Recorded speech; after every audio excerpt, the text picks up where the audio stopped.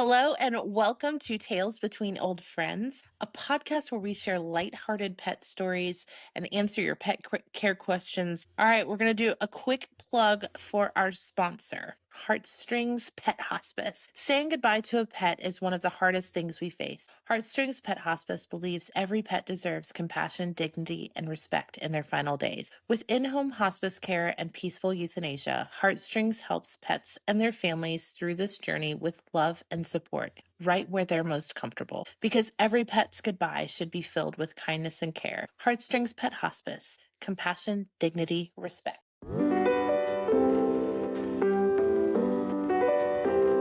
Okay, I have 3 stories for you guys today. The first one is from Fickle Sleep 250. Older dog with a lot of tartar. Hey all, my older dog, 13 years old, has a lot of tartar buildup. He was a rescue at 2 years old and already had some bad teeth. We've taken him to the dentist twice to get his teeth cleaned and the tartar removed. He had some teeth pulled out both times. I want to avoid doing this again because of the anesthesia, his advanced age, and not wanting more teeth pulled, which would make eating more difficult for him than it is now. I've tried brushing his teeth myself, but he screams and runs away. He gets greenies and some dental sticks to help a bit. What other solutions have worked for your dog? Thanks in advance. That's a tough one.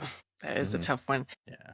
I first want to start off by saying age is not a disease or a condition. So old dogs can go under anesthesia, but it's important to do blood work and, checks before doing so, making sure our heart sounds good and all, and blood work looks great. And because having clean teeth is definitely very beneficial. It prevents bacteria from just kind of like keeping on swallowing bacteria or breathing that bacteria and getting upper respiratory infections and all these things. You can have rotten teeth and it's very painful. And they're really good at hiding their pain. So sometimes you don't know it. But when you actually go in there and dig around, you find out that, oh, there's an abscess, or, oh, there's this tooth is dead, or, whatever. All these things are very painful, and it can lead to, decreasing that quality of life, which is what we want to be very high. However, it's expensive. So that's one downside, unfortunately. But there are things that you can do. Some of them are more difficult, like brushing teeth, especially if they're not used to it. There's like finger brushes, or just even getting the dog toothpaste and putting on outside of the teeth. Obviously, it's not going to break off those big chunks of tartar, but it'll at least help prevent further kind of buildup. There are water additives, obviously the greenies that were mentioned. You can do some rawhide type bones and treats, as long as you're there to watch them chew on them. You don't want to just give it to them and say, toots. Or toots? Deuces. Deuces. Good luck. That's what I meant when I said toots. Good luck, dog. Toots, guys, Yeah. toots. That's the rawhide afterwards, right? Yeah, right. Exactly. Yeah. Jesus. Okay. All right. So you don't want to give the rawhides and then just leave, and something bad could happen. So we don't want that. But you just kind of do the best you can. Sometimes it's not worth the stress or the loss of funds if you can't pay. There's lots of reasons. Age is not something I would do. So that's the medical boring side of it all. Yeah, we found with Gibson, he likes specific bones that he will chew versus that he won't. Now he's a younger dog, so chewing early will help prevent that type of buildup. And we do offer a greenie option for him. But I think sometimes it's just finding the right thing for them to chew to kind of, keep breaking it up, keep it clean. And that can be a challenge to find. You put a toy in front of a dog and they won't do anything to it.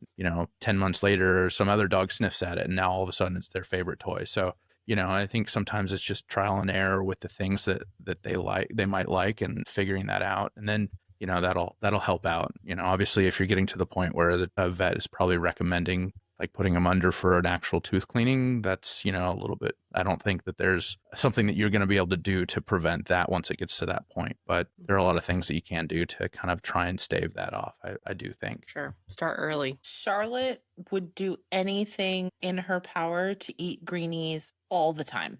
Like when we were staying with my mom keeps the house stocked with greenies. Like she is a big advocate for greenies. So I call them Charlotte's Gamma treats because her grandmother's name is Gamma. And every time I give it to her, Gamma treat, and she loves it. It's her favorite. But she also loves to chew on those hard plastic bones, or like like the Nyla different bones. toys that are harder. I tried to play fetch with her in the yard yesterday, and she was excited about the ball, went and sniffed it and ran away. Like, she didn't care. She does Yeah. not care about the tennis ball. She wanted to take him off the walker that was in the house, but doesn't care about chasing them. No. So I'm lucky that she likes those hard toys, and her teeth look pretty good. I do need to take her in for a cleaning just to do it, but Nice. I forgot those felt type toys too. So those are actually good for kind of almost like brushing the plaque off, which builds up into wow. tartar. So yeah, so they're kind of like felt. So if they like tug a war or, you know, Oh, just nice. like doing what we call a paint mixer in our house, you know, where they just shake it, you know, that can be helpful too. And certainly small dogs definitely have more dental disease than larger dogs typically, because one, they're not the ones necessarily chewing on stuff. And then they have small mouths with lots of teeth. And so there can be overcrowding and all these issues build up. So sometimes no matter what you do, you're just going to have issues, depending on the breed or the size of the dog. But it's nice to try. I think you should try. Yeah. All right. Our next story is from No Structure 162. I need help. I got a new cat mid-December of last year. She's loving and cute and wants lots of attention. She absolutely does not get along with other cats. However, no matter how much we've tried and with how many different ones, so a second cat is not an option for the other cat's sake. Now, the problem at hand is that despite her efforts to be close and to be loving, all she does is make me angry. She's always immediately in my business whenever I do anything at all, and forcefully tries to get her way into anything that I do. She tries to jump on the stove when I cook. She follows me everywhere, and if I shut the door, shower, toilet, etc., she will sit in front of the door and scream tirelessly until I open it again. She will jump in the bathtub when I'm trying to clean it and gets cat hair everywhere, so I have to clean it again and again. She has absolutely no interest in her own food when I put it in her bowl, but whenever I'm trying to eat, she's immediately by my plate and trying to steal mine. I'm starting to run out of places to eat in peace. Most recently, I had to go sit in the stairwell of my apartment building with the apartment door shut, but she was screaming at me through the door. I've gone through so many brands of cat food because I thought she just didn't like her current one, and it always seems the same damn thing. She will absolutely not let me sleep in peace. When I go to the bedroom and shut the door out of desperation because she's driving me up the walls, she will yell and scream in front of it until I give up and go to sleep on the couch, which calms her down for maybe half an hour before she starts to go batshit insane and have zoomies, especially all over me. She has a million toys and scratch posts, and what have you and I tried to tire her out by playing with her before bedtime and try to calm her with cuddles and whatnot. She's making me so angry, and I know that it's not her fault, but God, I'm starting to get really resentful toward her, even if I don't want to. I cherish her. I think she's very loving and all, but God, it's so frustrating and infuriating. She's 6 months old and a Russian blue and American short hair mix with a tortie pattern. She's also an indoor cat because I live close to a busy street and I wouldn't be able to let her in the front door since it's an apartment building on the second floor. My apartment is plenty big. It's 3 rooms and 80% conceptualized just for her entertainment. And yet she's glued to my ass 20. I'm at my wit's end with her. If you have any advice at all, please help. I don't know what to do with her, and I don't know how long I can take this anymore. I mean, it sounds like just a young cat. I mean, like, Yeah. did you Google cat when you were looking surfing the internet? I'm not trying to be rude, but like, these are all very common cat things. I feel like I'm growing to be the resident cat person here. Yes, you are. As the advice, and I don't even have one anymore. Now, growing up with them, trust me, we had our fair share of a pack. But you know, I think one of the things that works well with cats is like a little squirt bottle. They're being a brat. Just hit them with the squirt bottle. It's just water. It's not gonna hurt them. And really, it's just like, you know, people use with a shock collar. It's just a redirect to get them to stop thinking or doing what they're doing. And so, you know, it works for dogs as well. It's another, you know, way. But I think that might be a good choice to see if maybe you can train some of the behavior that's frustrating you, because the cat may just not know what the boundaries are. And once you set them, you might be good. It's also 6 months old. So, It's a baby. you know, it's a baby. I think that's She's a in her good toddler point. Is you have to, Yeah, yeah, the Yeah. terrible twos. It happens in 6 months or earlier or later. But I think Billy has a great point. You have to really set your boundaries. You have to do some tough love. You're training. It's a 6-month-old cat. You need to train it. You need to tell it how to be a cat in your home. And it, I think while some people may shy away from those things, they just want to do love, happy things and all. That's not life, right? So I think you have to do some tough love. You have to do some training. And then also I have to point out this cat is a tortie. And there's a little thing called tortitude. And tortie cats can be extra. They can be real extra. So it may just be that type of cat. Maybe next time don't get a tortie. Don't get a calico either. I like the orange tabbies, but that's just my preference. I mean, we teach people how to treat us. Why are we not teaching our pets? Right? It's Exactly. training. Yes. My dog came from the streets. And so she had a lot of bad behaviors. And I let it go for 6 months and nothing was changing. I tried to do little things to fix it, but I was not educated properly. So I brought in an expert and he helped me in one day. And I have a completely different dog now. Now, does she still do crazy puppy things? Absolutely. Yeah. I mean, she's 2 years old now, but she still does puppy parkour, but she understands that I am now in charge and there are rules we have to follow. So this is just a big training piece. And it sounds like not only is the cat young, but the owner is probably young and doesn't realize that you do have to train your pets. They're not just going to show up to your home and know all the rules. Right. You have to teach them. It's a learning experience, for both, really. I had to do it myself. Our beagle was not well trained because I didn't know what I was doing, but I learned a lot and I still loved him. Sweet baby. All right. Our third and final story for today is from poor Carol IV. Help convince me I'm not a jerk for keeping my cat inside. The title says it. I need help coming to terms with locking my cat inside, even though I know it's not what people do in the US these days. When my boyfriend moved in with me 5 years ago, he brought his indoor-outdoor cat. This is a formal feral who frankly would rather die than be confined. For the first year, I was always so worried he'd get hurt. I got him a tracking collar and learned he literally never left our 40-acre rural property and comes in every day before dark. We are overrun with mice and ground squirrels, so I just let it go. He's super responsible. We then proceeded to get a kitten. Again, I felt weird letting the kitten go outside. Boyfriend basically convinced me, partly because it's too hard to let our dog, an older cat, out while keeping the kitten in. The kitten, now a year old, did great for a while and never stayed further than 50 feet from the house. A few days ago, this dang cat lost his mind and went through the woods and down a rock cliff somehow that separates our house from the freeway.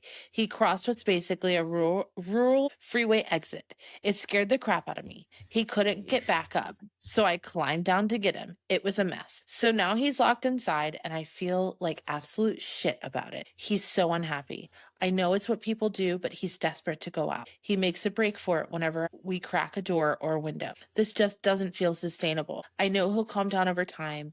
I work from home and give him tons of attention. I feel like I'm holding him prisoner. It's especially awful because our other cat is still an indoor-outdoor cat. Based on his behavior, the risk to him is just so low, it doesn't make sense to try and change his behavior after 10 years of being an indoor-outdoor cat because the kitten makes crappy choices. Any advice? Billy. Oh yeah, I guess I'm the resident cat person here. Well, my stepmom has a bunch of clear tubes that she is fashioning through her garden that connect into the house, almost like a hamster run. That's so cool. Growing up, all of our cats were indoor-outdoor cats. You tap the food lid and they'd all come running at night, and then in the morning they'd all go running out, so that was a good thing. But their current cats are all indoor cats, so they want to give them the experience of being able to be outside, but just don't trust them. Very similar to this. So I would say you don't need to go as elaborate as a maze for kitty cats around your house that goes in and out. But, they have them for like dogs. They're like zip lines that you can attach a dog leash to, and they can run back and forth in the yard. I don't know how much a cat's going to like that, but if you have to compromise and you want to give them some outdoor time, that might not be a bad thing. And it seems like it'd be a very inexpensive thing to set up to see if it works. And then, they're not going off into the North 40 to go play on the highway. They're at least outside and you can kind of manage them a little bit better. And it's probably where I would look, small steps, let them see what works, and go from there. Yeah.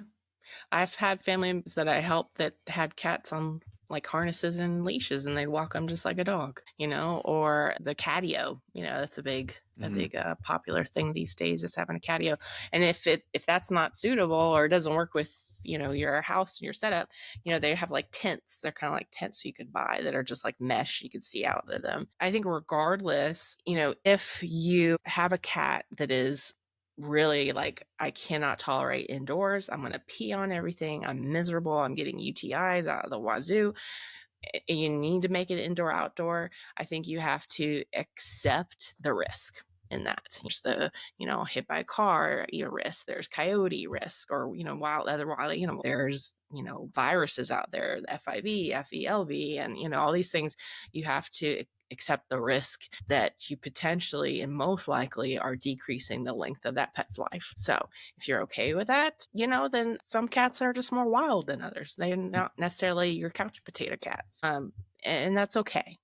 Just like there's all different types of people, there's different types of cats. So I think you have to find that balance. I lean on the side, certainly, of safety and doing indoor only, and then having the catio or having the zip line or walking them or whatever, because then they can get that outdoor time. But there's some cats that will not tolerate that and will be miserable, and so in those situations I think you really don't have a choice. Make them indoor outdoor, but then you have to accept the risk. To be fair, I do try and not do all cat stories, but all the dog stories on r/pet can get really dark because they're a lot more like end of life stories. And I know we talk about a lot of end of life, but yeah, I don't want our listeners to be sad most of the time. We need some happy stuff thrown in there. We're trying to get some happy stuff. So unfortunately, the cat stuff, I will try and mix it up a little bit more with some more dog stuff to balance it out. But yeah, cats are like silly. Billy, cat things are... You just want to be the center of attention. Yeah, for a little bit. Yeah, It's just a little bit. You're just upset that you have to blink at your screen while we girls chat. I know. Like, you guys have your old... Hello. I don't even know what you guys talk about over there.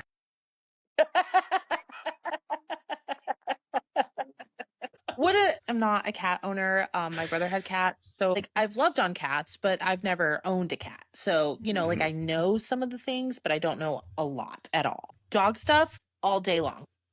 Would an invisible fence work? Like they couldn't technically jump over it, right? Like how high does it go with the... Well, it's like a wire, I believe, that they put underground. Like attached to like a collar that Right. it like gives them a little zap if they go too far. I don't know if that's good for cats or not. I feel like more than anything, cats would just be like, thanks for the tickle, and just move on, like versus dogs are more like, sorry if that was loud, but like they're more skittish. There's certainly dogs that will break through those, but because for cats, and cats sometimes have that roaming thing. There was like a study or like that someone did where they followed the cat. They put like a GPS thing on the cat's collar, and then found it. They really have just like a territory. They don't really usually go that far. Certainly there are cats that do, but for the most part, they kind of have their own little track. They have their little neighborhood. They go around and do their thing and then come back, so I don't know. It's kind of cool. Cat patrol. Yeah, basically. Yeah. We had a cat growing up that just before we'd travel for Thanksgiving, he always thought it would be great to try and show all the raccoons in the neighborhood who was boss. And so the night before as we're packing up, he would get his little butt whooped by all the raccoons, and we would be at the doctor getting him fluids because he got laid open by raccoons. So yeah, sometimes it's actually not the worst thing to have an only indoor cat. Just saying. Yeah. Very true. Unless you have raccoons indoors, and then there's a whole nother issue that you're working through there. Yeah, I got other problems. Well, that is all I have for stories today. Thank you, Dr. Erin. Thank you, Billy. It was fun. I enjoyed our stories, even though they were only, for the most part, cat related. Billy. Next week, I'll make sure that they're dog related. And then you'll be like, I'll do a little bit. I'll I'll We go a little have- bit we have deeper into the bowels of Reddit and find the better stories. We have a You few could do guests it. coming on that are going to get us Mhm. to go dog related. It's totally Yes. fine, Billy. Yeah. Totally fine. Thank you all for checking into our podcast. It was wonderful to see that you guys are checking in. Make sure that you do rate us on whatever platform you're using. And don't forget to like and follow us on all major platforms when it comes to social media. If you have any stories, send those to us and we'll see you soon. Don't forget to tell your pets we said hi.